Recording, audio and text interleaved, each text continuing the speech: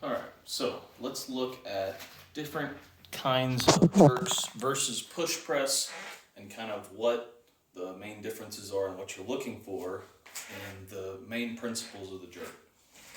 Okay, so we've been working on the push press, right? Now, the push press is driving with the legs, right? So we're doing a dip, we're driving, we're pushing over our head, we're catching, right?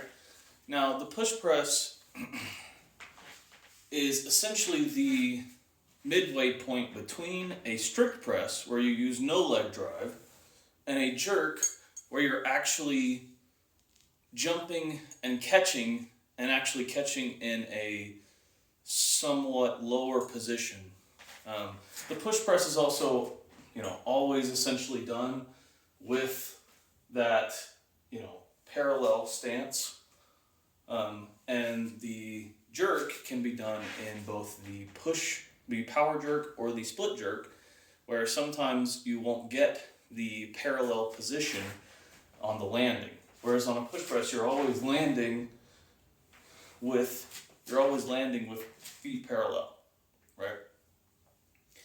Now, the main differences between a push press and a jerk is in a push press, I'm still catching it in this very extended state, right? My knees are extended, my hips are extended.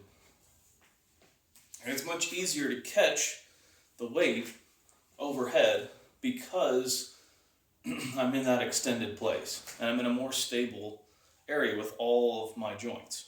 Now, on a jerk, for example, the power jerk is similar to a push press, except for now I'm actually jumping and I'm catching in a slightly squatted position. Now, this position will basically be determined by A, mobility, B, by weight. If you have the mobility, people can go pretty low on the power jerk.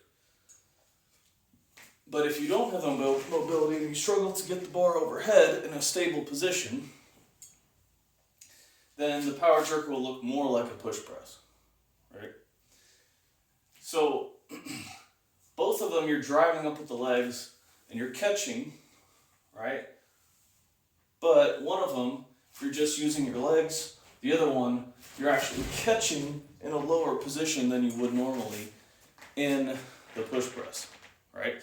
Which means it's harder on your mobility and it's harder on the stability. But what it means is that you don't have to push the weight as high, so you're able to do more weight, right? Anyway, moving on to the split jerk. The split jerk is considered the more stable of the two jerks. And as you do your dip and drive, you jump, one leg goes forward and one leg goes back into kind of a low lunge position, right? So I'm now catching, or a high lunge position. So I'm now catching with 1 foot forward, 1 foot back, and I'm now catching the bar in this position overhead. The reason it's more stable than the power jerk is because now I can stabilize. If I go too far back or too far forward, I can step forward, or I can adjust back on my back leg to make it safer. We'll try both of these. Generally speaking, for heavier weights, most people find the split jerk to be much more stable and therefore a lot safer. And when you're doing these big power exercises, safe is a very good thing. All right, that's the introduction to the jerk. Some finer points will be covered in the future, but that's just a brief introduction.